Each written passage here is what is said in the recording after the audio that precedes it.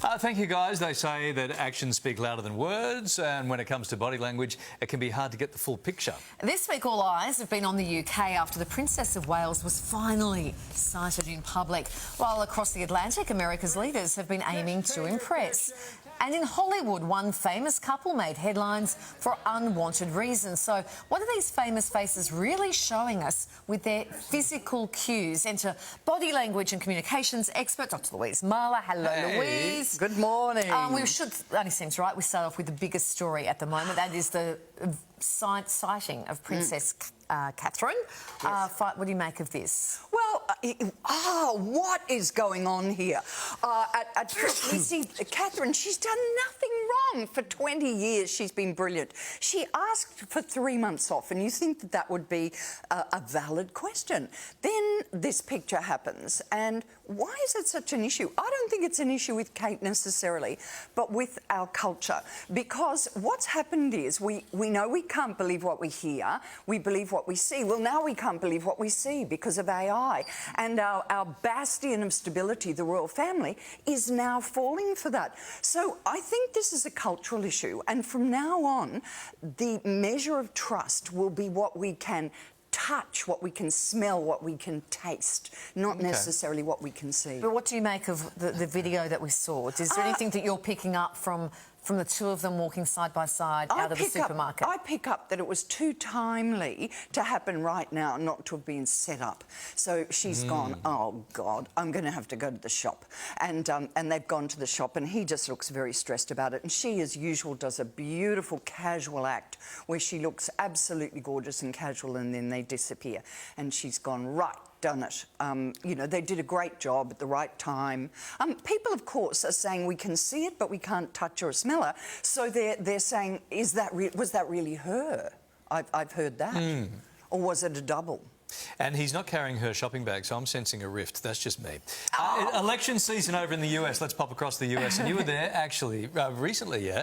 What can you share with us about the two leaders, how they're acting right now? I was there a few days ago, and the giveaway are the Las Vegas earrings. Guess who's been to Las Vegas? So what was fascinating was that last time I was there, everyone was Trump or Biden, and everyone had an opinion and something to say. And in Australia, we tend to think, isn't this odd, you know, that there are two choices? And that's what I got this time from America. People would go, I'm bored with it. I don't want either of them. So the issue is that there's Trump, who's hugely charismatic, you know, go forward action. But what are his motivations? Are they personal? Is it vengeance? What's happening? And then Biden, who seems to be a good man, but he's unbalanced. He stutters. He falls over. And can he get those people to the polling booth? So their challenge will be to get people, because I don't think the Americans care so much anymore. You were sensing apathy. So just confirming you were sensing apathy in Vegas. I was. Just confirming. Did you do that at 3 a.m? Were they apathetic about politics at 3 a.m? Yeah. No. Your new book focuses on gravitas. Yes. You say it's important for leaders to have it, and everyone else can use it in our daily lives. How do we build gravitas with our own body language, given that we're not speaking at lecterns and we're not politicians? No, gravitas is for everybody, everywhere. And 65% of women don't speak up when they're in groups. They don't show gravitas. 67% of CEOs in New York were studied and said gravitas is the new key. But what is it? Well, going back to Kate and visualising people, it's the manner of trust and respect.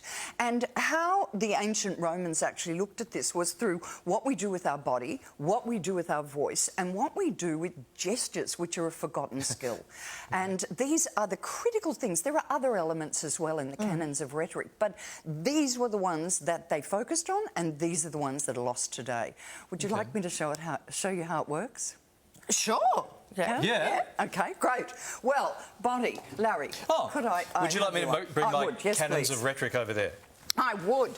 So what happens, you know, Trump falls over and people often lean forward, and what we need in the body for gravitas, and you've got more gravitas than you can poke a stick at, so we're laughing here, is to stand up straight. Right. And you do that. The next thing is to be balanced. So it's feet apart, not too far apart, not close together, but balanced. Because actually gravitas is more like a martial art than actually, you know, just speaking. It's really an activity. And then you're upright and flexible, so you're nodding and blinking and being flexible. I can do that. Right? And then for your voice, we've got to get 65 metres we know the voice can carry. So where do you get power from? Lots of people are speaking and they're throwing their head and they think that's how you get power, and it's not. Right. So from this upright, flexible body, you're going to open your arms and let the air out. Your body is your instrument. That shouldn't be a problem. Let the No. air out. But the mouth, right? Yep, so say hi. Yes, thank you. Say hi. Hi! Hi. Hi! You know, Larry, what are you doing? Put your head on. So keep your head on and say Pull your hi. head in. Also something that we tell him to Hi! Yes, okay, great. Good, good, good. Now I'm going to show you some gestures. Oh, okay, We've well, forgotten how to do do. Because gestures. gestures can go very wrong. Oh, they can go really wrong. So women do a lot of bosom acting. But yes. What are you doing? They do a was lot of gesturing bosom acting. yes. They cover their genitals. They do really weird things. So we've got to keep Is the this we're back hands. to Vegas again now? We're back in Vegas. So this is a fact, Larry. Give me a fact. That's a fact. There's no pointing. So are we saying this is a good thing to do? Yes, this is a good thing to do, No right? pointing. This is a fact. I have a fact. I have a fact. Okay, those fingers have to go flat. see. There we go. A fact. Right. Where's the future? Do you know where the future I know is? we're out of time, so that's probably the future. The future is over on your right. Quickly, over on your right. Yeah, right. And the future. So I have a fact. There's the future. yeah, and where's the past? It's behind you. There's On the your- don't there's the cover past Gandhi. as well. Behind you. On on the your other left. side. So I have a fact. There is the past. No, and here's the past. Here's the past. Right. There's the past. Oh, I see. A future past. Yeah. So basically what happens is we have a whole lot of skills today that are just wrong and ill-informed, and they really knew what to do. Wrong. No, that's the other show. Did you like it? Larry hasn't done that show.